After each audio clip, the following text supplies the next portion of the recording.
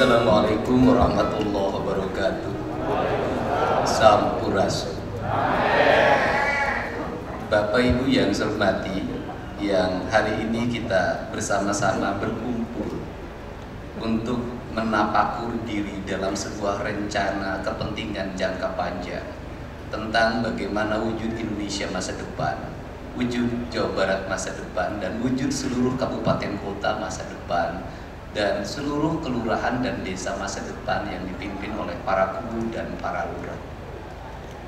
Yang saya hormati Pak Mendagri yang hari ini hadir, Direktur Jenderal Kependudukan dan Catatan Sipil, kemudian juga yang mewakili Menteri Bappenas. Saya ucapkan terima kasih atas kehadirannya. Mudah-mudahan kegiatan musrembang bukanlah kegiatan ritual administratif, tetapi meletakkan kata dalam angka dalam makna. Karena kata tanpa angka adalah rangkaian dari kekacauan administratif, sedangkan angka tanpa makna adalah rangkaian akuntansi yang hanya berakhir pada pemeriksaan BPK di target utama adalah WTP.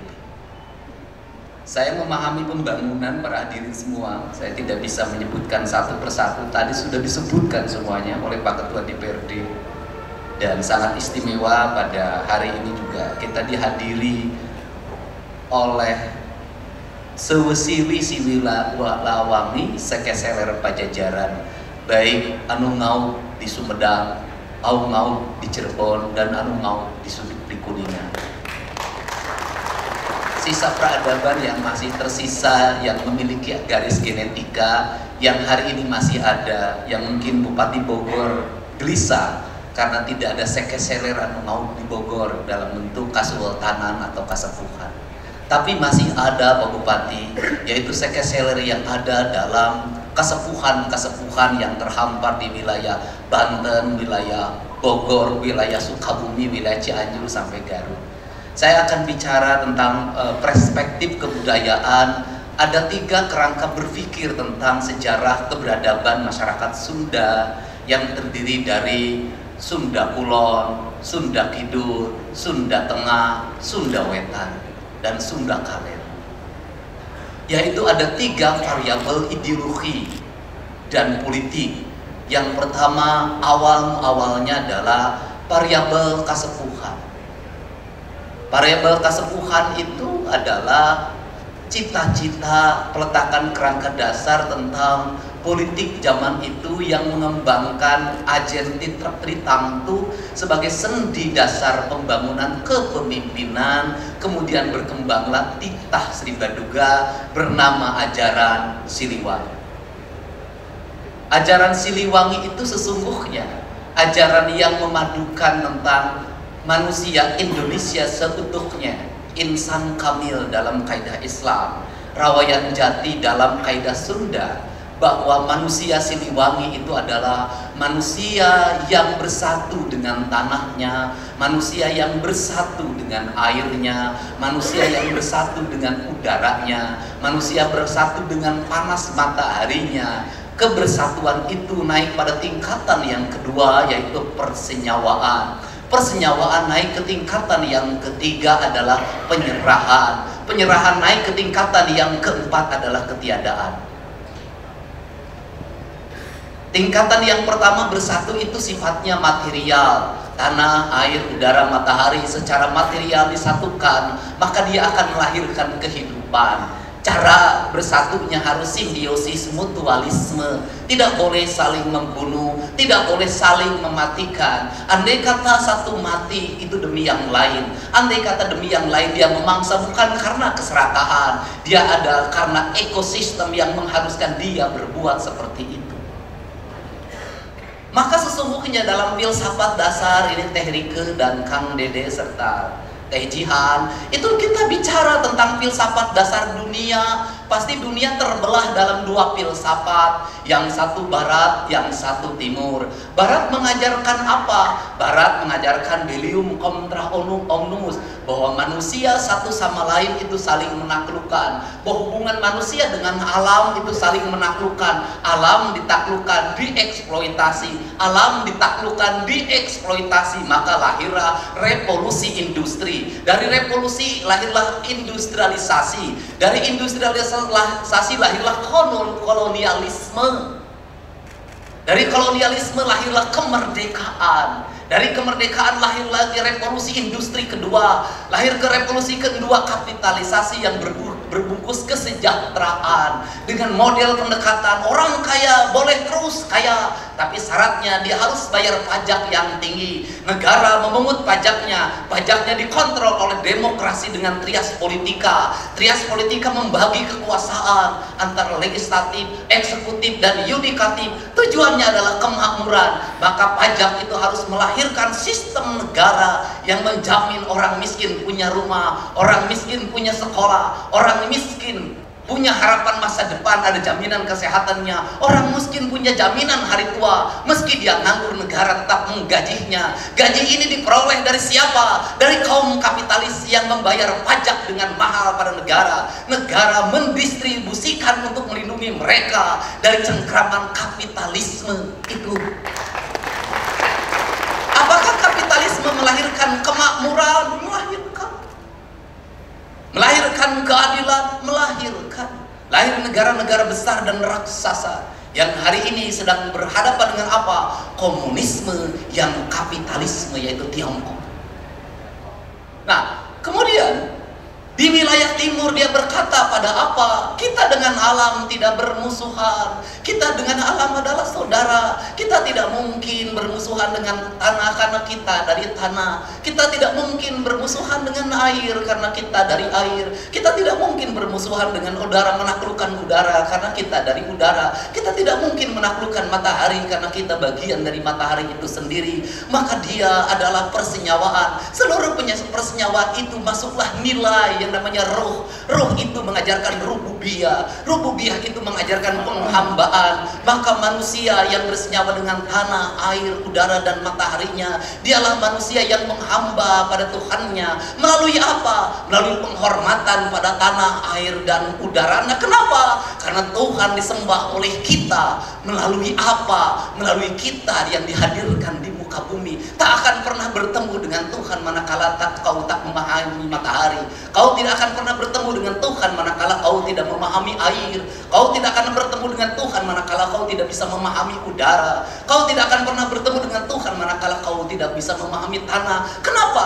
Karena seluruh rangkaian peristiwa material itu, kata kaidah Islam, dia dalam setiap hari bertasbih pada Allah. Dia berkata la ilaha illallah, maka air la ilaha illallah, maka matahari la ilaha illallah, maka bulan la ilaha illallah, maka udara la ilaha illallah. Semuanya la ilaha illallah dalam tasbihnya, dalam bahasanya. Nah, seluruh kerangka itu dalam kaidah Sunda, mau timur, mau barat, mau kulon, mau wetan, mau tengah, itu sama Siliwangi. Ajarannya apa?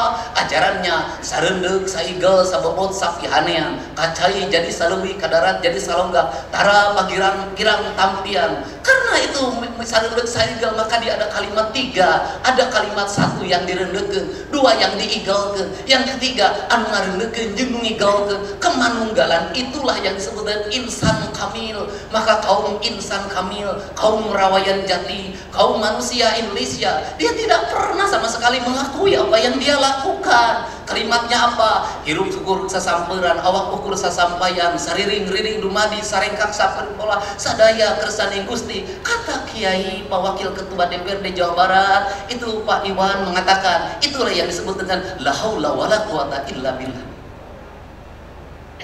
Kalau kerangka pembangunan seperti ini, apa sih yang dicita-citakan oleh saya? Saya selalu berurai air mata. Kenapa? Yang dicita-citakan adalah mengembalikan kembali Tatar Sunda pada ajaran Siliwangi, bukan ajaran kemusyrikan. Mengembalikan kembali Tatar Sunda pada ajaran titah penciptaannya, bahwa dia adalah segenggam tanah yang tercipta saat Allah sedang tersenyum. Maka mengembalikan kembali pada ekosistem. Dalam pembangunan modern, mengembalikan tanah Sunda pada go green. Yang ada cuman beda. Yang satu berdasarkan keyakinan, yang satu berdasarkan proyek. Go Green itu proyek. Nah, karena ini yang dibangun, maka Pak Ketua DPRD, apa yang kita letakkan? Ada hal yang harus terorkestrasi, ada hal yang harus dia melakukan sendiri. Kenapa? Kalau saya bongkar bangunan di pinggir sungai, kebayang kalau saya diskusi dulu sama DPRD, tidak akan pernah terbongkar. Karena DPR ada konstituennya di situ, ada partai A, partai B, partai C, diskusinya tidak akan berhari-hari. Nanti aspirasi berkembang, bangunan tidak dibongkar, ribut tidak berhenti. Maka itu saya pilih, saya bongkar sendiri. Kenapa? Agar Bapak tidak cacat, agar Bapak tidak pusing menghadapi konstituen. Ketika konstituen bertanya ke Bapak, kenapa tempat warung saya dibongkar? Kenapa rumah yang berpuluh-puluh tahun dibongkar? Bapak coba mengatakan, Bupati nanti bisa, gubernur nanti bisa dicarek jeung teu beunang diurus, saya ganti di Bapak bersih. Bapak bersih. Tetapi ada hal yang harus terorkestrasi. Apa itu? Anggaran Pak terorkestrasi.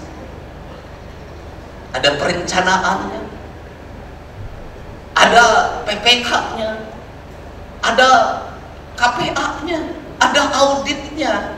Kemudian ada anggaran yang tidak terkonsentrasi. Apa? Kemarin Pak, apa itu? Pergeseran anggaran. Kenapa? Karena saya diberi otoritas oleh Pak Mendagri, Pak. Pak Didi lakukan percepatan, bikin rencana yang cepat. Kenapa? Karena Pak Didi harus menyongsong perubahan dengan cepat. Ada. Tetapi nanti ada lagi yang dibicarakan secara bersama. Ada Pak, nanti perubahan anggaran Pak. Nanti APBD tahun 2006 Pak, itu akan saya lakukan lagi Pak. Kenapa? Karena kalau saya bergerak, saya tidak pernah berpikir anggaran Pak. Yang penting harus berjalan, yang penting harus terlaksana. Duit mah nuturkeun, rezeki mah nuturkeun. Karena saya punya keyakinan, memimpin tidak harus selalu ada duit.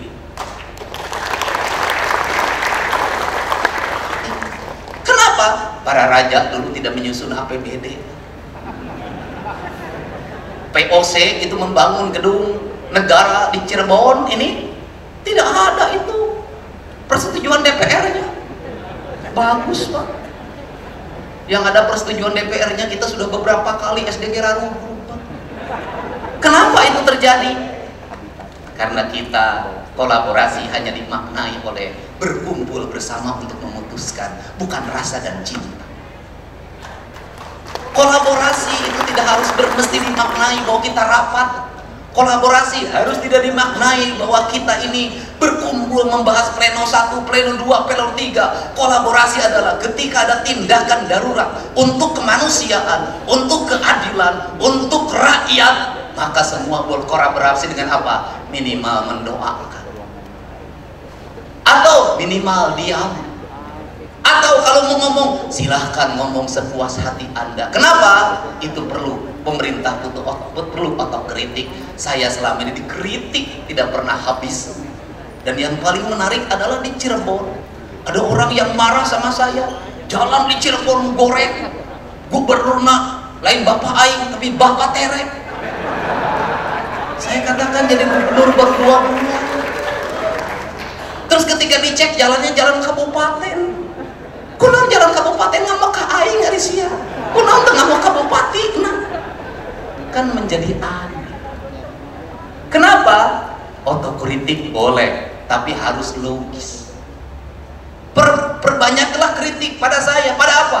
Gubernur banyak menghamur-hamurkan uang. Gubernur banyak jalan-jalan ke luar negeri. Gubernur lebih banyak menghabiskan kegiatan di Jakarta, di mana-mana. Gubernur tidak ngurus yang sakit, gubernur tidak ngurus sungai yang kotor, gubernur tidak ngurus tawuran, gubernur tidak ngurus anak mabok, gubernur tidak ngurus anak yang setiap hari minum minuman keras, gubernur tidak ngurus anak yang tidurnya rata-rata jam 4 karena setiap malam nonton game online Mobile Legend. Kritik pada saya, gubernur gawe, duitnya dihamur-hamurkan, anggarannya habis untuk bajunya sendiri, perjalanan dinasnya sendiri, nginep di hotel, dari hotel ke hotel. Kritik saya, bukan dibalik. Ketika gubernurnya jalan-jalan ke luar negeri terus, duitnya dihabisin tidak jelas, itu pernah dikritik. Aing nu digawe dikritik. Kenapa saya keras menghadapi? Karena tidak objektif Pak. Anggaran saya sudah diturunkan, apapun saya iritkan, mobil saya cukup 3, bensin kadang bayar sendiri. Kenapa? Saya ingin berbuat yang terbaik pada rakyat Jawa Barat, bukan sekedar politik. Ini cita-cita saya sejak lahir. Sebagai sewesi sili bagi seler seket seler Pajajaran, aing hayang ningali Sunda nanjir di lembur nasional.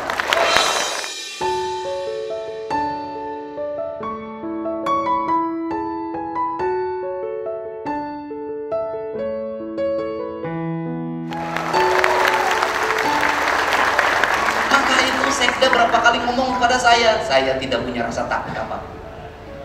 Saya tidak berpikir ke depan jadi apa.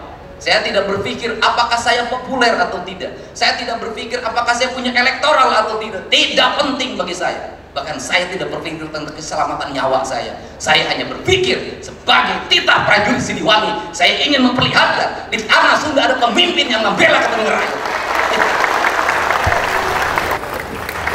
Jadi ideologi. Karena ideologi saya tidak takut. Kenapa? Karena ini harus kita lakukan. Perubahan harus kita lakukan lama. Kita ini habis pada seminar, pada perencanaan, pada kajian. Silahkan dicek di Provinsi Jawa Barat dalam 5 tahun sabar ribu kajian. Bahwa ya, silahkan di kabupaten kota ada berapa ribu perencanaan. Karena di pemerintahan ini ada proyek perencanaan. Proyek perencanaan. Perencanaannya ayat duitnya serap proyek nama Allah. Ini penting. Negeri ini memerlukan seperti ini hari ini. Nah, untuk itu apa yang kita mimpikan? Ya, yang kita mimpikan di ajaran Siliwangi itu go green itu simbiosis mutualisme itu. Di negara Siliwangi itu ya sungai harus bersih. Kalau sungai harus bersih judulnya juga cai. Kalau sungai harus bersih sebenarnya teologinya itu harus melahirkan tata bangunan. Tata bangunannya harusnya lahirkan IMB. Kalau dulu, nah harusnya rumah itu menghadap sungai, bukan membelakangi sungai.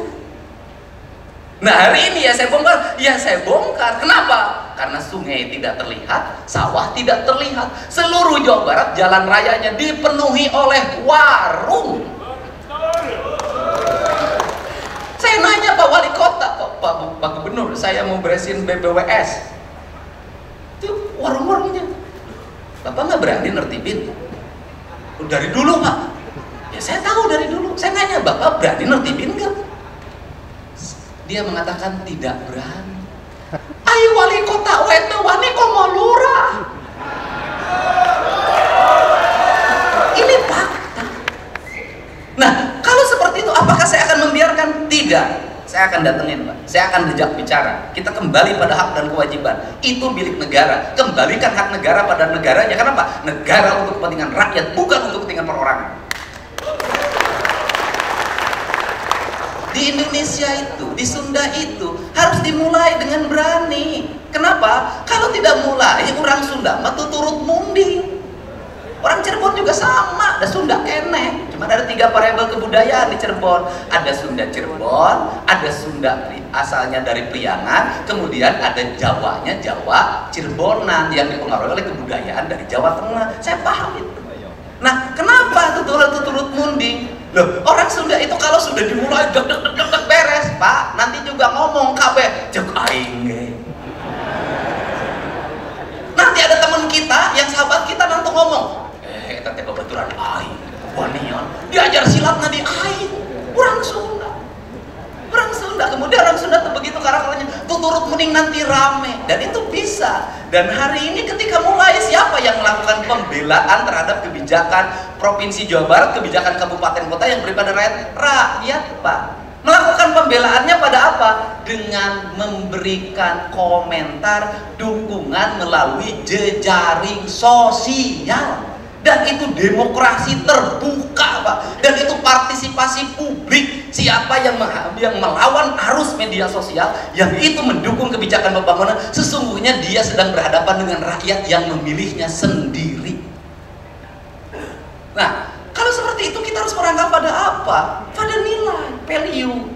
Pembangunannya bagaimana? Dimulai dari reboisasi hutan, Pak. Kenapa? Sumber mata air. Kenapa? Ini masa depan, Pak. Kenapa? Gak akan ada industri di Cirebon, gak akan ada industri di Indramayu, gak akan ada industri di Subang, gak akan ada di industri di Kerawang, gak akan ada industri di Bekasi, di Purwakarta, di Bogor, kalau hulu sungainya tidak diselamatkan. Kalau aliran Cimanuk, Tarum Timur, Tarum Barat, dan seluruh aliran sungai di Jawa Barat yang bermuara pada gunung-gunung yang ada di Kuningan, Kabupaten Bandung, Kabupaten Garut, Kabupaten Cianjur, Kabupaten Bogor tidak tertata, tidak terjaga, termasuk Kabupaten Majalengka. Kenapa?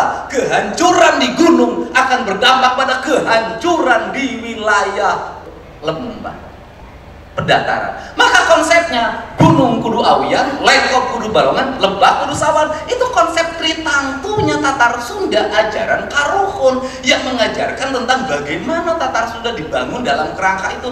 Siapa yang menerjemahkan sistem pembangunan Kanjeng Prabu? Walanda. Walanda menjelaskan dalam apa? Satu, di daerah gunung rakyatnya harus tetap kerja agar dia tidak mengambil hutan dengan pohon-pohonnya. Dibuatlah yang disebut dengan sabuk hijau. Sabuk hijau itu berbentuk apa? Perkebunan teh. Itu menjaga kemakmuran di wilayah gunung. Disebutlah sabuk hijau. Nah, sabuk hijau ini itu menjaga ekosistem pegunungan. Nah, kemudian sabuk hijau ini juga menjaga aliran sungai. Maka Belanda membangun Tarum Timur, Tarum Barat, Bendungan Walahan, dan berbagai bendungan estetik yang sampai hari ini masih kokoh. Dibuatlah jaringan. Kata Belanda itu, kalau orang Jawa Barat pengen makmur, maka gunakanlah sungai sebagai jaringan transportasi. Itu Belanda. Maka dibuatlah rencana perjalanan dari Cirebon menuju Jakarta, cukup lewat Tarum Timur dan Tarum Barat, nanti masuknya kemudian ke Kalimalang. Karena kalinya salah, bernama Malang terjadi. Karena Kalimalang, harusnya Kalimujur. Ini konsepsinya. Nah, konsepsi itu maka dipadukanlah. Maka listrik yang harus berkembang di Jawa Barat adalah pembangkit listrik tenaga air. Maka diterjemahkan setelah itu oleh Bung Karno, lahirlah Jatiluhur. Lahirlah ekosistem perairan. Ekosistem perairan maka lahir pada nama Cai. Maka sampai ajaran Kasunanan di Jawa Barat pun Kasunanannya adalah Gunung Jati, tidak pakai nama Arab tapi nama pohon yang ada di sini. Dari Gunung Jati melahirkan peradaban Jati, lahirlah kayu jati, ukiran jati, pahatan jati, daunnya menjadi ekosistem ekonomi, lahirlah nasi jamblang. Leluhur kita yang tidak sekolah punya multi produk peradaban yang keren. Nah, kemudian ini kan harus diramu dalam sebuah rencana. Tahun 2026 kita mau apa? Terukur. Punya alokasi berapa? Prioritas utama apa yang harus dibangun? Maka saya menerjemahkan dalam kerangka teknis. Jalan kudu lecir, cai kudu ngalir, beteng rakyat kudu buncir, puntuna kudu nyengir. Ditambah bahasa heureuy da urang Sunda mah banyol rek di Cirebon dek Indramayu kudu heureuy na kanjut kudu ngacing. Apakah kanjut itu bahasa porno? Tidak, itu bahasa cawoka. Cawoka itu apa? Bahasa orang Sunda yang blak-blakan, orang Cirebon yang blak-blakan, ngomong sapokna ngatek sacrekna. Maka kanjut bisa dirubah menjadi bahasa yang multi event dan produk. Satu, ketika kanyut dipakai tempat uang jadilah kanyut kunang. Itu kanyut. Ketika menghadapi orang yang penakut, maka orang Sunda nyebut siga kanyut dina punuh. Maka ketika menghadapi orang yang pemalu, maka kanyut dina tarang. Ketika menghadapi orang yang malas, laer kanyut. Ketika menghadapi perempuan nakal, hamur kanyut. Ketika menghadapi wanita hamil, were, kanyut, sederhana. Makanya orang Priangan yang Cianjur jangan ngukur gayanya Cirebon, nggak boleh. Kenapa? Beda. Di Subang aja ada Subang Kasomalang, ada Subang Pamanukan, beda gaya. tapi rasa sama. Nah, di sini ini dulu satu, infrastruktur jalan harus terkoneksi. Infrastrukturnya apa? Satu, jalan tol pemerintah pusat. Nanti juga ada investasi provinsi, ada investasi pemerintah kabupaten kota. Dan harapan saya ke depan itu jalan tol itu adalah menjadi jalannya investasi, bukan orang lain yang punya. Harapan saya kita yang punya. Kenapa? Orang lewat di jalan itu makin lama pendapatannya masuk lagi daerah, maka nanti Bank Jabar investnya di jalan tol yang strategi, jalan tol di Bandung. Itulah investasi ke perusahaan yang bangkrut, jaminan anak bohong.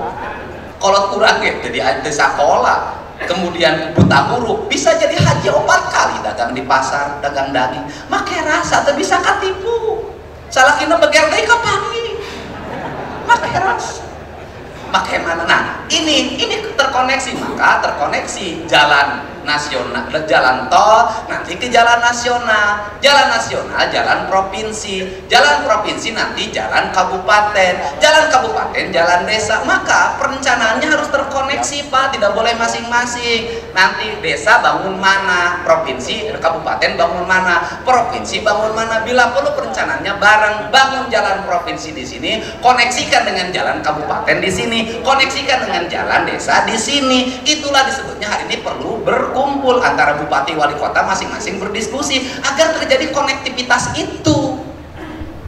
Jangan sampai setelah jalan tol, jalan provinsinya jelek, setelah jalan provinsi, jalan kabupatennya jelek, setelah jalan kabupaten, jalan desanya jelek, terkoneksi, terblok.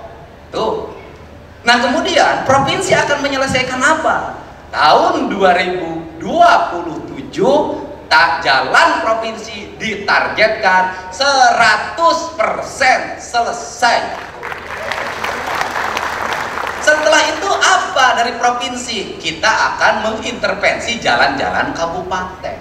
Kita akan mengintervensi jalan-jalan desa apabila kabupaten dan desanya fiskalnya rendah.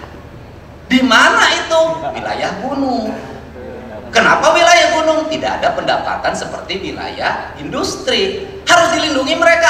Harus, kenapa? Karena orang gunung harus mendapat keadilan fiskal. Kenapa mendapat keadilan fiskal? Dia menghasilkan oksigen, karbon, dia menghasilkan air. Airnya dinikmati oleh orang utara. Ini harus muter karena awan juga begitu. Hujan turun di gunung, airnya tetap lari ke muara.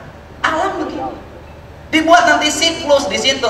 Nah, kemudian ditata di seluruh Jawa Barat ini, wilayah gunung itu harus menjadi pusat peradaban pertanian, pusat peradaban kehutanan, pusat peradaban rumah bambu, pusat peradaban sumber-sumber mata air yang jernih. Ditata nanti bangunannya terkoneksi dengan baik, sistem pendidikannya dibenahi menuju ke arah kepariwisataan. Anak-anaknya berlatih ilmu kepariwisataan. Untuk apa? Agar nanti aliran orang Cirebon, aliran orang Bekasi, aliran orang kota Bekasi, aliran orang Jakarta, sebagian dari Bogor bisa bersama-sama. Dua hal ketika Sabtu Minggu, dia pasti pergi ke gunung dan pergi ke laut, sudah.